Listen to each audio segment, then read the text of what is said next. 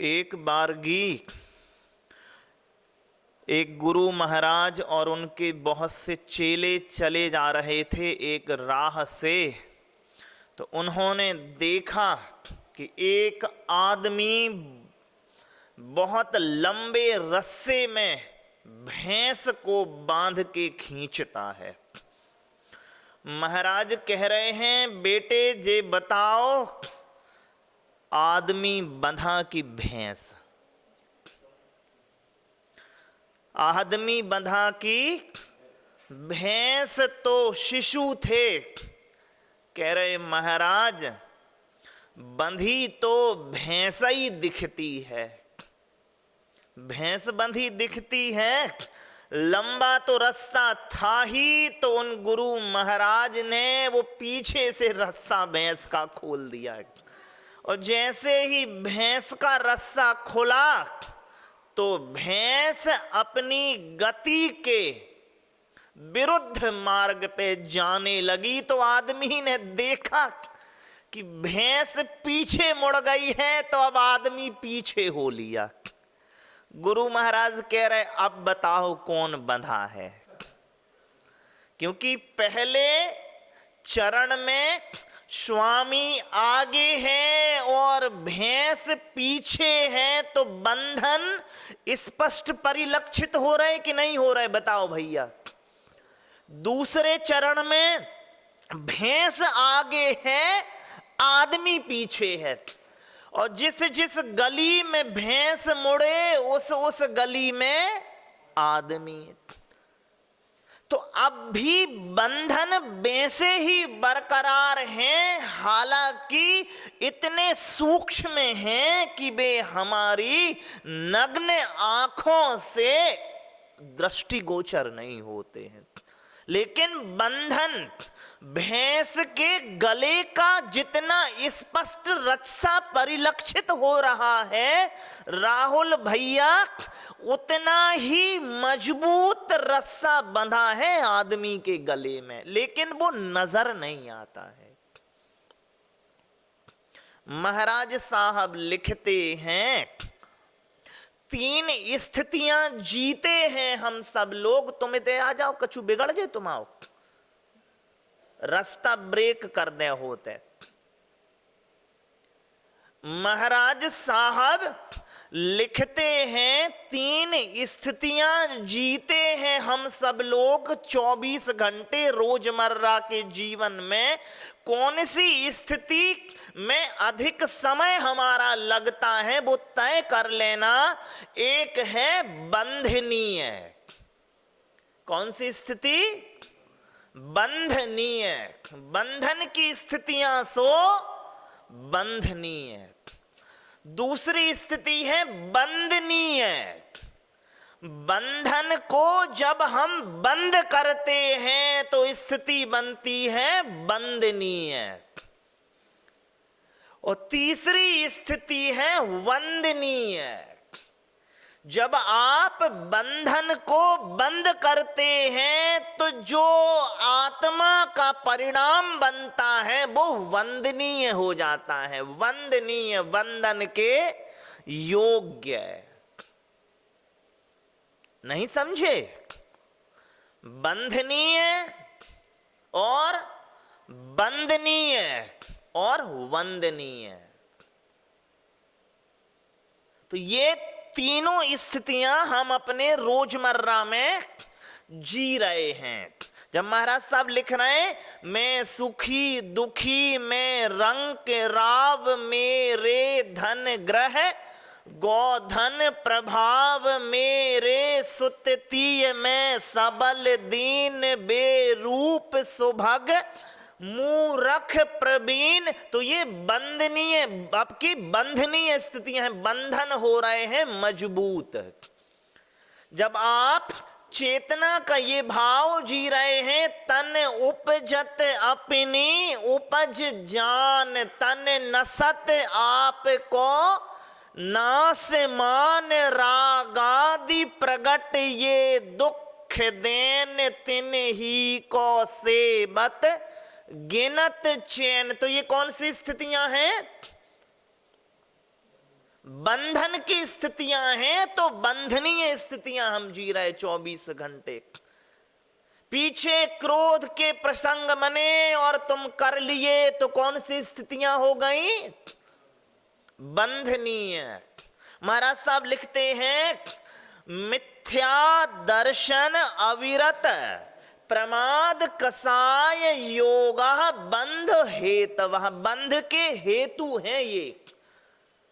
आपके दुनिया को देखने के बिटिया, हमारे दुनिया को देखने के जो गलत नजरिए हैं वो बंधन डालते हैं। एक बात बताओ, लाइट चली गई है आपके घर में और कमरे में प्रवेश हुआ आपका, बिजली चमकी तो देखा सांप है। हालांकि वो सांप नहीं, वलयाकार रस्सी है। रस्सी आपको सांप परिलक्षित हुई और पूरी रात आप कमरे के बाहर शीत में बिताए। सवेरे देखा कि ये तो रस्सी थी और आपने रात जो कष्ट उठाया तो वो रस्सी से कष्ट उठाया या अपने नजरिए से? भैया किसने दुख दिया वहां पे तुम्हें? तो ये जो झूठे नजरिए हैं ये बंध हेतवा। मिथ्या दर्शन, झूठे जो आपके दर्शन हैं ये बंध के हेतु हैं, बंध के कारण हैं। 24 घंटे सम्यक देव आराधना में और मिथ्या देव आराधना में मौलिक अंतर मालूम है क्या है बाबूजी? आप नियम लिए हो कि मैं नित्य देव दर्शन करूंगा और आपका नियम है कि मैं रविवारी दर्शन करूंगा, अलग अलग सिंदूरी देवताओं के मंगलवारी दर्शन, या अलग अलग देवी देवताओं के आप जानते ही हो। यदि प्रसंग बन जाए देव दर्शन को छोड़ने में तो आप आराम से छोड़ दोगे, कोई पीछे भय नहीं आएगा। लेकिन जो सिंदूरी देवता इत्यादि हैं उनके यदि आप साप्ताहिक दर्शन का व्रत भी है आपका और उनके छोड़ने के विचार जैसे ही बनेंगे तो पीछे भय आ जाएगा कि मेरा अहित ना हो जावे। तो आप खुद ही बंध गए कि नहीं बंध गए गलत तरीके से? किसने बांधा आपको बताओ? और महाराज साहब लिख रहे हैं, सम्यक दृष्टि जीव के बुनियादी जो गुण हैं उनमें भय नहीं होता है। और आप खुद ही ऐसे प्रसंग बना करके भयाक्रांत स्थितियां तैयार करने को तैयार हो। मैंने सुना एक गांव में ग्रह यक्ष की सब पूजा करते थे सिवाय एक लड़के को छोड़ के। तो वो यक्ष उस लड़के के पिता से कहता है कि सुनो, तुम अपने लड़के से कहो जो मुझे नहीं मानता है कि मुझे मानना शुरू कर दे। यदि जो मुझे नहीं मानता है उसने मानना शुरू नहीं किया है तुम्हारे लड़के ने, तो मैं तुम्हारे उस लड़के को कष्ट दूंगा जो मुझे मानता है। क्यों? क्योंकि मेरा वश किस पर है? जो मानता है। जो नहीं मानता उस पे तो बस है ही नहीं। तो क्या उसे जिस तक पहुंच ही नहीं है तो कष्ट क्या दूंगा? बाबूजी समझ रहे ना? आप भी रविवार ये विशेष भक्ति वाले लोग होंगे, रात्रि जागरण होते हैं अब तो, देवी जागरण, देवता जागरण, सिवाय आत्म जागरण के सब में ही तुम्हें हिस्सेदारी लेनी है। अभी मैंने एक पोस्टर देखा महाराज साहब, तो क्या गजब लिखा। उसमें लिखा मन्नत वाले देवता। मैंने कहा ठीक है, अभी मन्नत वाले हैं, थोड़े दिनों में जन्नत वाले हो जाएंगे बे। तो ये किसकी बलिहारी है? मिथ्यात्व की। और मिथ्या दर्शन आदि तत्व है हमारे और आपके बंधन का। बाबूजी, हमारी जो आपकी जो मौजूदगी है, वह आदि तत्व के तौर पे कौन काम कर रहा है? मेरे संसार में होने का आदि तत्व है हमारा मिथ्या दर्शन, झूठा नजरिया। महाराज साहब कहते हैं, चौथे काल के मिथ्यात्व और पंचम काल के मिथ्यात्व में क्या अंतर है मालूम? चौथे काल के मिथ्यात्व में अंतर था कि लोग रस्सी को सांप समझ के दुख पाते थे, और पंचम काल में सांप को रस्सी समझ के दुख पा रहे। रस्सी को सांप समझना मोटी घटना नहीं है, लेकिन सांप को रस्सी समझ के व्यवहार करना। बाबूजी बताओ, रस्सी को सांप समझ के व्यवहार करोगे तो कम से कम विचार के स्तर पे दुख पाओगे कि नहीं पाओगे। लेकिन सांप को रस्सी समझ के यदि व्यवहार करने लोगे तो विचार के स्तर पे दुख पाओगे ही पाओगे, व्यवहार के स्तर पे भी दुख पाओगे। तो महाराज साहब लिख रहे हैं, बंधनीय जो स्थितियां हैं हमारी, उनमें पहला है मिथ्या दर्शन, और फिर दूसरी है अविरत। अपन ने पढ़ा है ना, पन मिथ्यात्व योग 15 द्वादश अविरत जानो, पंचरु 20 कसाय मिले सब 57 मानो। तो ये 57 जो भाव हैं ये मिथ्यात्व के हैं भैया। 5 कौन कौन से? पन मिथ्यात योग 15 है, मन वचन काय के जो 15 चांचल्य हैं हमारे। 25 कसाय।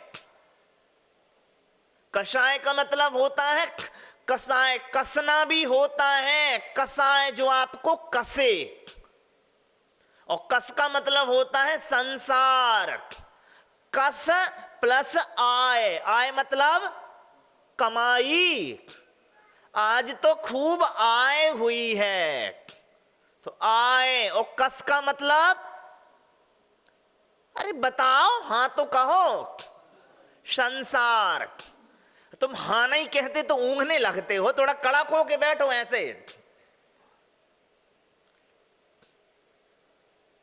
तो बाबूजी जो कसाय संसार की आय करवावे, संसार का वर्धन करवाए, वो कसाय कहलाती है।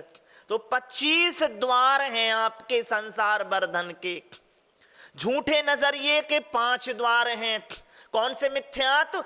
विपरीत एकांत विनय के संशय अज्ञान कौन। विपरीत एकांत विनय संशय और अज्ञान, ये 5 मिथ्यात्व हैं। ठीक है कि नहीं है बाबूजी? 25 कसाय योग हो गए, मन वचन काय के 15 योग हो जाते हैं, प्रमाद के 15 भाव हो जाते हैं, अविरत के 12 भाव। तुम्हें व्रत लेना ही नहीं है। क्या नहीं लेना है? व्रत। व्रत का मतलब क्या होता? तो चलिए अभी बता रहे, पहले फेज में चले। पहले फेज है कौन सा? बंधनीय का, कि जो हम बंध रहे हैं 24 घंटे में, वो बंधनीय स्थितियां जी रहे हैं। और कभी लगता है अब बस, क्या बहुत हो गया। क्या हो गया? अब प्रवचन बहुत हो गया, अब नहीं सुनने चलना है अपन को। ये तो बंधनीय स्थिति है। जब विभाव के संबंध में बस इतना ही आप कहोगे तो वो हो जाएगी कौन सी स्थिति? बंधनीय। अब बंद हो गए हैं आपके, क्या हो गए हैं? आश्रव निरोधा संबर, हमारा साहब लिख रहे, आश्रव का निरोध होगा, संबर स्थिति तो वो है बंधनीय, अब बंद हो गए हैं। महाराज क्या लिख रहा है? योग चांचल्य हुआ अविरुद्ध, सकल चैतन्य निकल निष्कंप, अरे ओ योग रहित योगीस रहो यो काल अनंतानंत। अब क्या हो गए भैया? आश्रव के मार्ग क्या हो गए? अविरुद्ध हो गए। योग चांचल्य हुए अविरुद्ध। अब चांचल्य क्या हो गया है? अपना खत्म हो गया है। अब बताओ, इस उम्र में भी इतना वचन चांचल्य है तो कैसे काम चलेगा? पूरी रिश्तेदारी निभा के घर जाओगी क्या मम्मी? अरे अब तो मौन होना चाहिए। और मुनि की परिभाषा क्या है? मौनम इति मुनि। जो मौन है वो मुनि है। महाराज साहब क्या लिखते हैं? मौनम इति मुनि। और अमुनि कौन है? तो महाराज लिख रहे हैं असुत्ता मुनि और सुत्ता अमुनि। जो सो रहा है वो अमुनि है, और असुत्ता जो नहीं सो रहा है वो मुनि है। असुत्ता मुनि ये परिभाषा है। और आप सो ही रहे हैं। कैसे सो रहे? एक घुड़साल में एक घोड़े का स्वामी आया तो देखा एक आदमी ने कि उसके घोड़े हाथ पैर जख्मी जख्मी और वस्त्र भी फटे हुए हैं। तो जो घुड़साल में आदमी था वो कहता है लगता है मां, वो आदमी कहता है लगता है तुम्हारा घोड़ा तुम्हारे काबू में नहीं है। तो क्या कहें भैया, दुर्दिन जी रहा हूं। घोड़े से कहता हूं पूरब में चल तो ये पश्चिम में जाता है। बैठता हूं पूरब के लिए तो 10 बार तो पटक देता है, पश्चिम में जाता है। नकेल कसनी पड़ती है, चाबुक मारने पड़ते हैं, भरे बाजार में बदनामी होती है, खूब जद्दोजहद के बाद पूरब में चलता है। कहता है हालांकि तुम्हारा घोड़ा ठीक लगता है क्योंकि तुम्हारे हाथ पैर भी साबुत हैं और कपड़े आदि भी नहीं फटे हैं। वो कह रहा हमारी दुर्दशा तो तुमसे भी बुरी है। हम तो कह कह के मान गए हैं, इसे समझा समझा के मान गए हैं कि चल भैया पूरब में, लेकिन ये चलता ही नहीं। जो तुम स्थिति जी रहे हो वो हम जी चुके हैं। तो अब हमने तरकीब ये निकाली है कि हम तो घोड़े पे बैठ जाते हैं, तुझे जहां ले जाना हो ले जा। कम बखत अब मेरे हिसाब से तो चलता नहीं है, तो मैंने इसके हिसाब से चलना सीख लिया है। भरे बाजार बदनामी तो नहीं होती है। तो बाबूजी हम जो स्थितियां, बहुधा जो लोग स्थितियां जी रहे हैं बाबूजी, वो ऐसी जी रहे हैं बंधनीय। मां आप विलंब से आए। 3 स्थितियां अपन लोग जीते हैं रोजमर्रा में। कौन कौन सी? एक बंधनीय, बंधन की स्थितियां सो बंधनीय। दूसरी बंधनीय, अब अपन को बंद करना है। आश्रव निरोधा संबरः, जब ये स्थिति बनती है तो कौन सी स्थिति जीने लगते हैं हम? बंधनीय स्थिति। हमारा साहब कह रहा है इच्छा निरोधा तपः, तपसा निर्जरा चा। और महाराज लिख रहे यह तन पाए महातप कीजे या में सार यही है। तो तन मिलोए सो तप करो। और तप क्या है? इच्छा निरोधा तपः, तप है। तप से क्या होगा? तप से निर्जरा चा, तप से निर्जरा होगी। तो जब ये स्थिति जिएंगे तो हम हो जाएंगे वंदनीय। और तीसरी स्थिति है मां वंदनीय। वंदना के जब हो जाएंगे योग्य तो वो वंदनीय। और वंदनीय स्थितियां कौन सी है महाराज साहब? तत्वार सूत्र के 10वें अध्याय का जो दूसरा सूत्र है उसमें लिखते हैं, बंध हेतु अभाव निर्जराभ्याम कृतसन कर्म विप्र मोक्ष हो मोक्षा। कि जब बंध हेतु अभाव, बंध के हेतुओं का अभाव हो जाएगा तब हम कौन सी स्थिति जिएंगे? वंदनीय स्थिति जिएंगे। जहां पर लिख रहे मोह क्षयाच ज्ञान दर्शना वर्णांतराय क्षयाच केवलम, कि मोह के क्षय के साथ ही ज्ञानावरण दर्शनावरण और अंतराय के क्षय होते हैं। तब बाबूजी कौन सी स्थिति बनेगी? वंदनीय, कि हम वंदना के योग्य होंगे।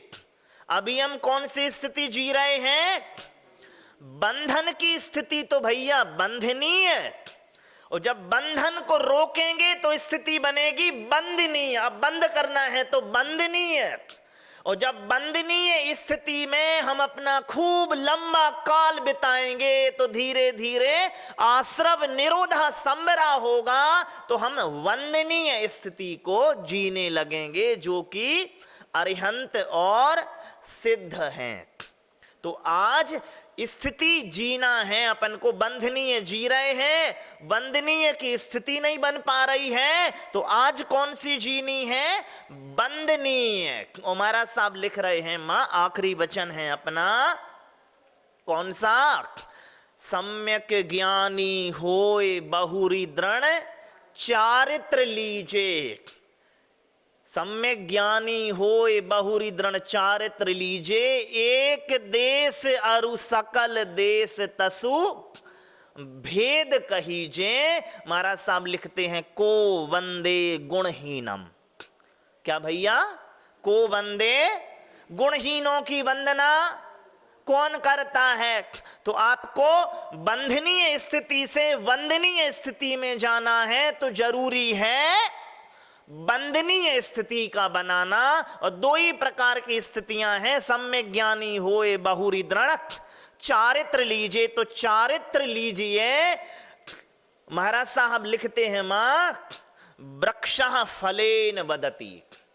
वृक्षः फलेन, वृक्ष अपने फल से बोलते हैं, आप जीव से बोलते हो, जबकि समय है जीवन से बोलने का। जीव से बोलना आसान है, जीवन से बोलना दुरूह है। तो हम सभी लोग जीवन से बोलें। कैसे बोलें? तो छोटे महाराज साहब उस संबंध में अपनी भूमिका बनाने को तैयार हैं। बोलिए पूज्य मंगलानंद सागर जी, मंगल सागर जी मुनि महाराज की जय। नमो।